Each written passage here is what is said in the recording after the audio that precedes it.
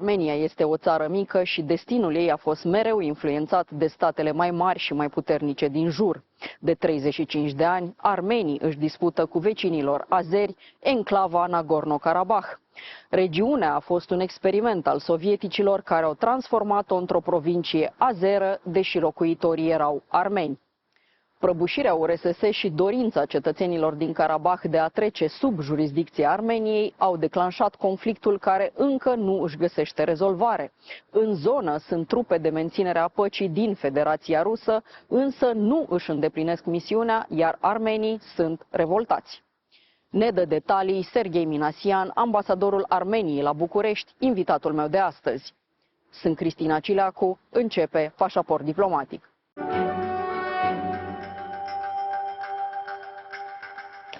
Serghei Minasian, Ambassador of Armenia in Bucharest, welcome to Diplomatic Passport.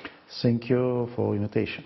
Protestele sunt firești pentru orice democrație. Cetățenii au dreptul să iasă în spațiul public, să își ceară drepturile sau să-și exprime părerea împotriva unui fapt anormal de care se face responsabil statul. Problemele apar când aceste manifestări încep să-i afecteze pe alții până la nivelul în care le este pusă în pericol existența. Se întâmplă pe singurul drum de acces care leagă Armenia de Nagorno-Karabah. Accesul este blocat din luna decembrie de cetățeni azeri, supărați că armenii fac minerit după metode învechite și poluează mediul. Sunt atât de hotărâți să protejeze planeta, încât au tăiat aprovizionarea cu cele necesare pentru o comunitate de armeni de peste 100.000 de cetățeni. Ambassador, there is an ongoing situation since mid-December last year.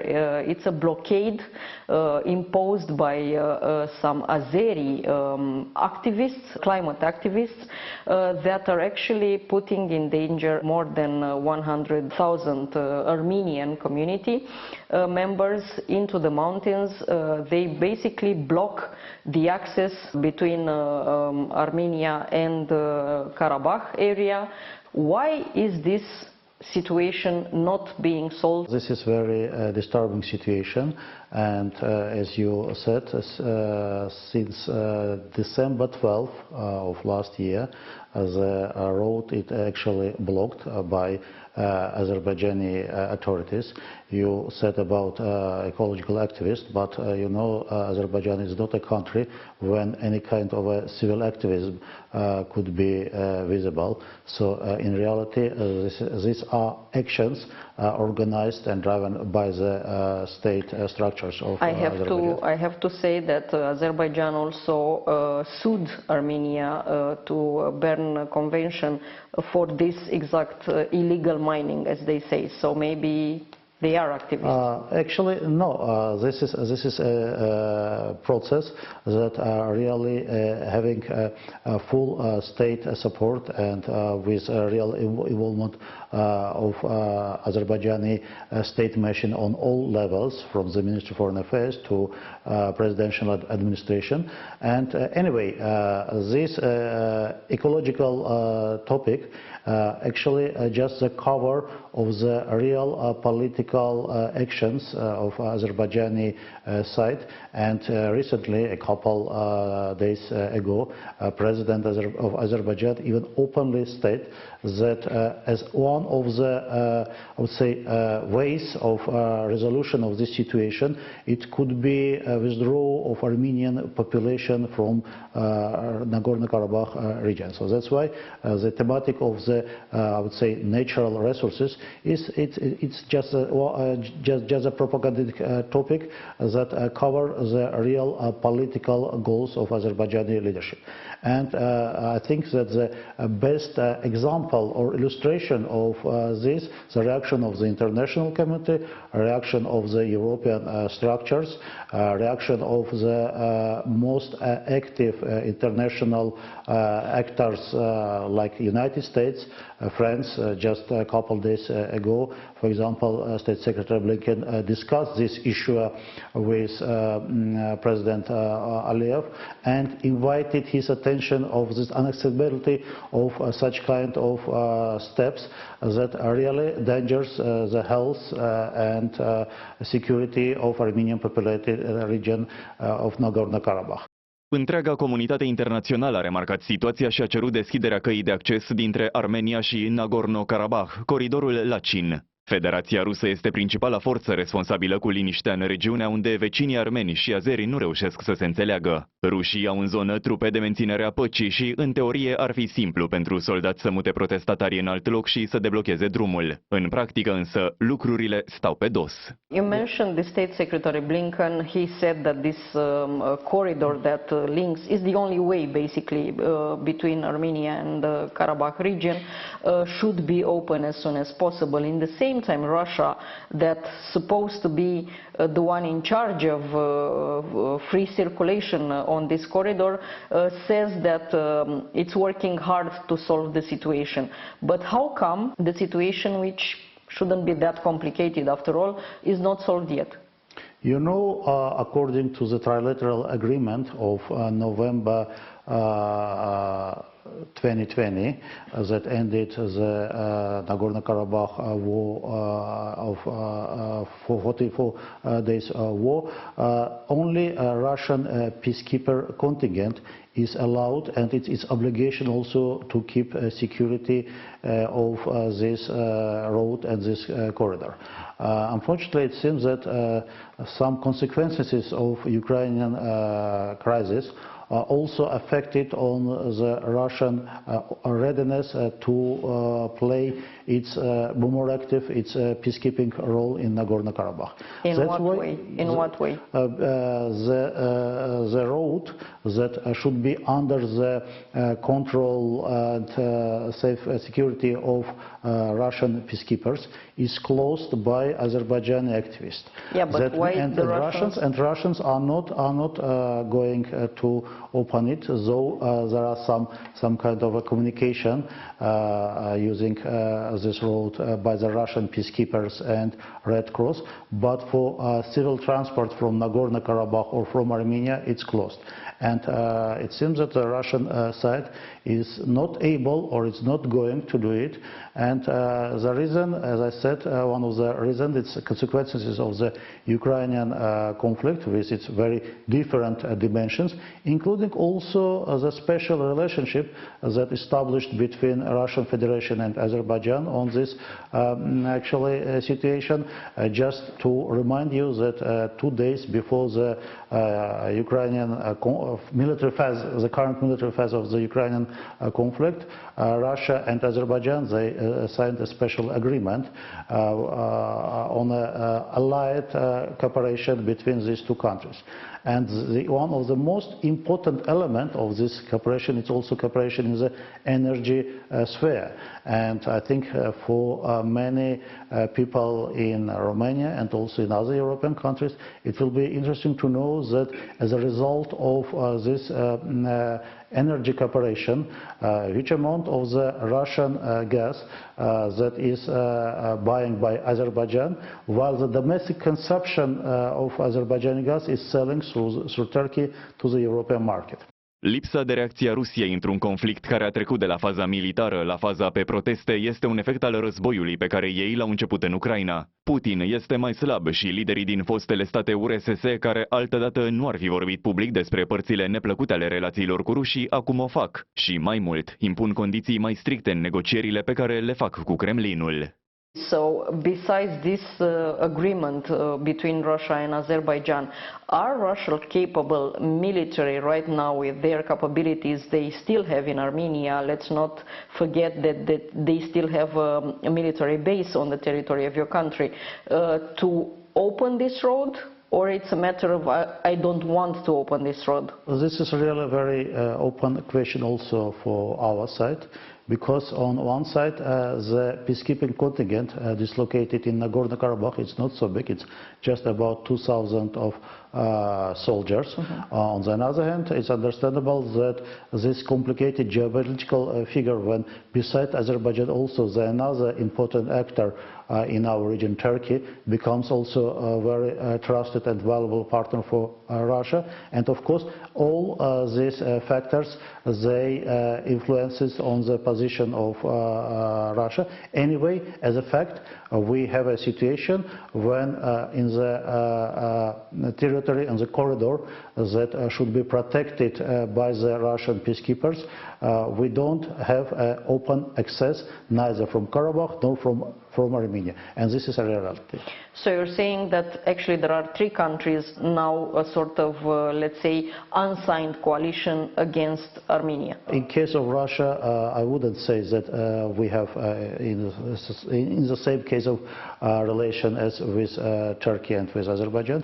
We have no, the relationship are different, yeah. But what you're saying, that the reaction of Russia right now is because they want to have, let's say, better relations with both. Of course, in different countries can have some interest in one sphere, and there are another interest concerning the other spheres. And in case of Armenia, I wouldn't, of course, say that we have a bad relation with Russia, but we have some element of our bilateral, some component of our bilateral relation when it comes to the security, both Armenia and Nagorno-Karabah, and also of responsibility of Russian peacekeepers in Nagorno-Karabah when we are not so satisfied with this situation. But I wouldn't say that now, in this sense, Russia is a direct threat for Armenia, though the level of security cooperation is far from our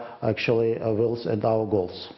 There were also protests. Armenian people went and protested in front of the army base of Russians in Armenia. Also, your Prime Minister, Nicol Pashinyan, said a couple of times that he is somehow disappointed on these results of how Russia is dealing with the security of Armenia.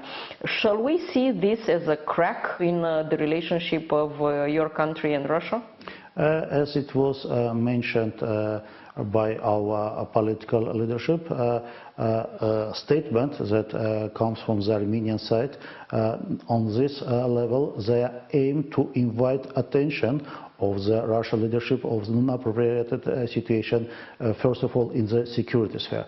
Because, for example, besides the closing the road between Nagorno-Karabakh and Armenia, we also had a very non-satisfactory situation with the position of CSTO led by Russia during the recent military attack of Azerbaijan against sovereign territory of Armenia in September of last year, when we actually were expecting more active position of CSTO and its members, first of all the leading actor here, Russia, but we didn't receive the appropriate level of support or positioning. That's why, of course, this is a situation when we are trying, and we will continue to invite attention of our partners from Moscow to a more appropriate conduction in this sense, if they are able to do it in these geopolitical circumstances. Organizația Tratatului de Securitate Colectivă este o alianță militară între 6 state ex-sovietice sub conducerea Rusiei. În statutul ei este ceva împrumutat din tratatul NATO. Partea cu un atac împotriva unui membru este un atac împotriva tuturor. Numele informal al acestei instituții este frăția indestructibilă, doar că nici rezistența nu mai este ce era odată. You mentioned the CSTO, the so-called unbreakable brotherhood, as it's, let's say, informally called. Your Prime Minister also said that Armenia, who was supposed to host the military exercises led by Russia, will no longer do that. What kind of reaction you actually expect from Russia? Very busy right now with the war in Ukraine, where it's kind of losing, not winning, to have, in case of Armenia, a problem that, let's say, it's less important for them right now. It might be less important for Russia or other CSTO members, but of course this is a vital issue of national security for our country. So that's why if you are in some kind of security relation with other international actors, allies or partners, so you are expecting what anyway in any kind of international context they should be able to provide the assistance or to the position that actually is expecting according to the agreement and the documents that we signed together. And what did Russians say when your Prime Minister announced them that he will not host the military exercises as expected? As I remember, the first response was that they understand Armenian position, and the second one that the decision was made to organize these exercises in another CSTO member country. Vladimir Putin did 5 visits last year in the Central Asia, where he also met leaders from Caucasus countries, both Armenia and Azerbaijan. These visits supposed to show him as a master of the situation, but I'm afraid, on the contrary, makes him look like somebody quite weakened. Coming so often and somehow begging to the other leaders.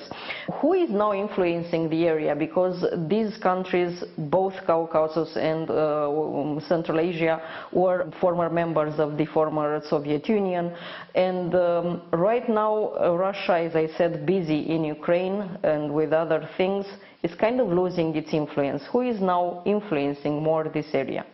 You know, according to comments of the Russian political scientists, commentators, as well as the Western one, you can see that, of course, that previous more simple assessment of security posture in South Caucasus really has changed. And besides Russia, we had traditionally 2 neighboring countries that played a very important role and had influence in the region, Turkey and Iran.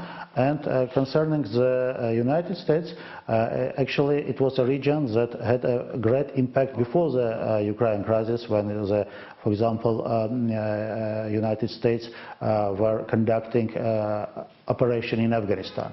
But this region also is important due to its energetic and infrastructure capacity, and this also invite attention not only United States, but also, I would say, the actor that was not so visible. It was visible, but not so powerful before. But it seems that this actor has capacity and I would say and political will to be involved more. And you understand, this is about the European Union. Provocările într-o zonă de conflict nerezolvat sunt permanente, așa că este bine să fie în preajmă un observator obiectiv. Uniunea Europeană a aprobat recent o misiune civilă al cărei scop este să patruleze și să raporteze oficial dacă apar schimbări pe teren. And what role is having right now European Union? Because recently it was announced that they created already actually civilian mission of patrolling and reporting,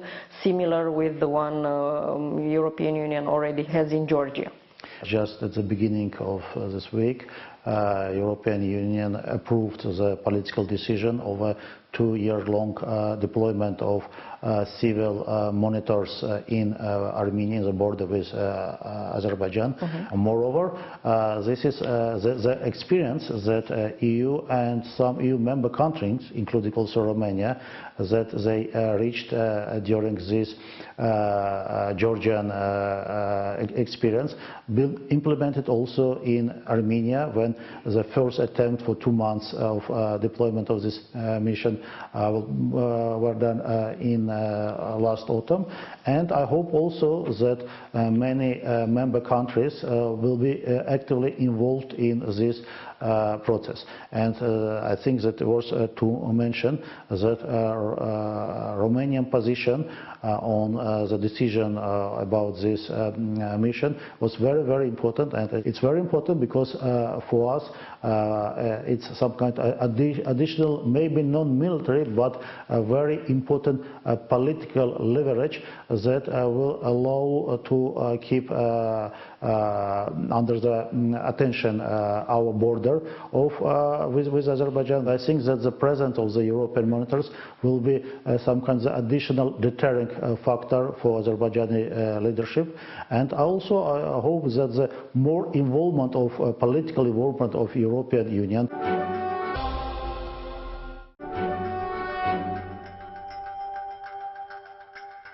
Ambassador, it's a very crowded place, your country already. You have the Russians, you have the involvement of European Union, you mentioned as well the interest of United States, but many people perhaps don't know Chinese is a well-spoken language in Armenia.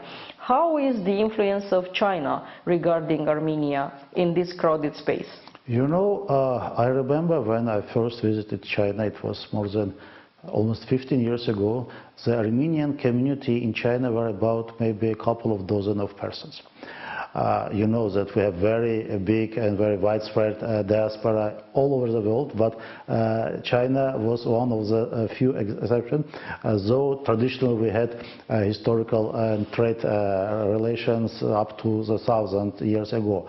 But I know that, for example, the Armenian community in China, including students, including businessmen, experts and others, now the thousands and thousands.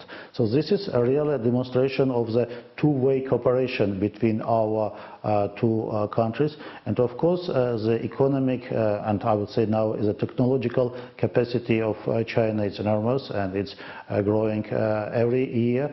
Though I should say that maybe in our region we don't have so visible geopolitical still involvement of China, but of course economic and trade presence, it's visible, and of course not only in Armenia. Thank you so much for this interview. Thank you very much.